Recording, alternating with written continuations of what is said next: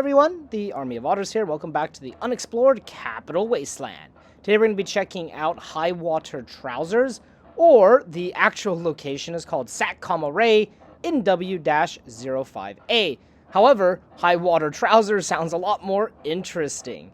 So this location might seem to be just another boring copy and paste, kind of just filler satellite array, but I can assure you it is much more than that, so let's jump on into it. And as you can see here on the world map, this location is just east of Raven Rock and the MDPL-05 power station, which we visited last time. Now, as you approach from the west, like I am, I found this small pond at the base of this mountain. Not really a point to the pond, but I just thought I'd mention it because locations like this fascinate me. Why is that pond there? I don't know.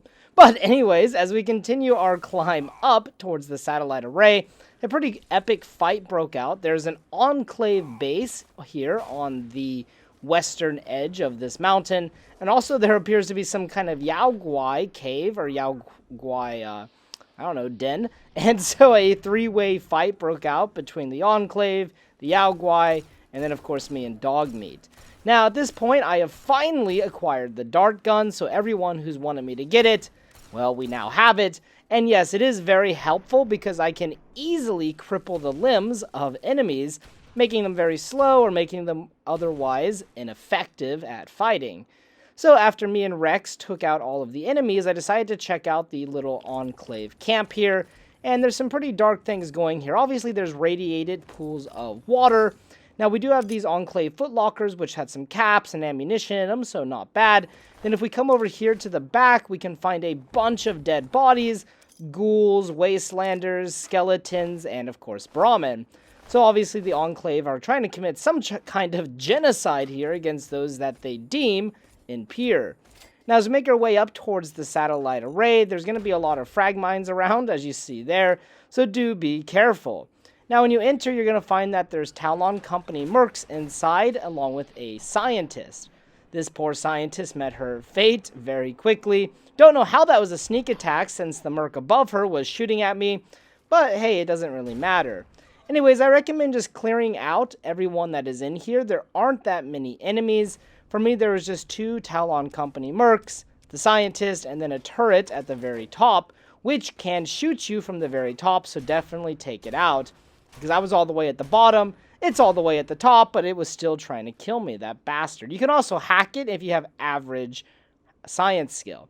Now, there is a workbench on the second level that has a bottle cap mine, so definitely take that. And if we come down towards the first floor, right on your left of the entrance, we can find a Chinese Special Ops training manual, which is an awesome find. And then we can find a terminal which has log entries from that scientist, which we killed earlier. And this female Ghoul Scientist kind of made her home inside of this satellite array, SatCom Array NE-05. She was in here for a while, but she had a lot of bottle caps, so she hired mercenaries from the Talon Company to protect the premises. She was doing a lot of research in here, and she actually was able to access some pre-war satellites, and one of those was Highwater Trousers, an orbital nuclear weapons platform. And she was really excited about this, of course, if you want to read about her things in the terminal. But unfortunately for her, she did not have a targeting platform at her disposal, which meant that if she activated this payload, it would just drop right on top of the area surrounding the array.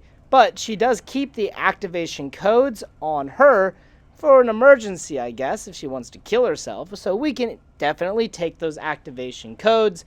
In fact, we probably should for the safety of the wasteland. So after getting some of the good loot and killing everyone in the main part of the satellite, we can continue to make our way up. There is a ladder, which leads us to the middle section. There was a merc out here with a missile launcher, and me and Dogmeat were able to kill him pretty easily. So that is all good and dandy. And if we go around to the other side of this middle section, we can find a door, and then another ladder, which will take us to the top, where there is another Talon Company merc, this time with a flamer, who is waiting for us. But again, no match for me and Dogmeat. We make a pretty darn good team, if you ask me. And from up here, you can get some really amazing views of the surrounding area. And that pretty much sums up SatCom Array NE-05a. Pretty basic location, but the scientist is pretty cool. As I was making my way back towards the bottom, I found a first aid box, which is pretty good.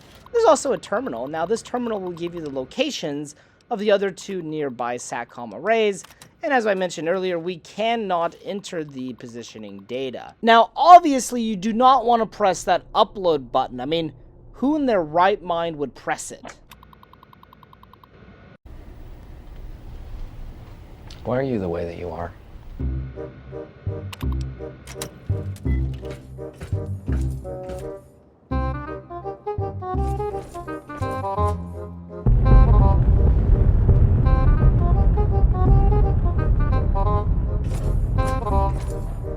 Of course, I could not resist activating Highwater Trousers. Now, unfortunately, it's not a real nuclear missile. I mean, otherwise we'd be fucking dead. But they are a wave of mini nukes, but they're actually 10 times bigger than a normal mini nuke. Now, as I was leaving, I came across another freaking bizarre sight. So not only did we just launch nuclear missiles, but also a body, one of the Talon mercs, I assume, just started freaking the hell out. And I don't know what was happening, but I was just kind of like, what the hell? And then laughing at this incredible sight. Of course, the refrag mine's still going off because I forgot to deactivate a lot of them. But I just found this to be incredibly entertaining. And I think what was happening here is we did have a Talon merc who maybe did some good things in his life. So we had an angel and a demon battling it out to see if this guy will go to heaven or hell. And we can see, obviously, the demon won as he was sucked into the fucking earth. Man, what a sight. Anyways, Fallout never ceases to amuse and to amaze me.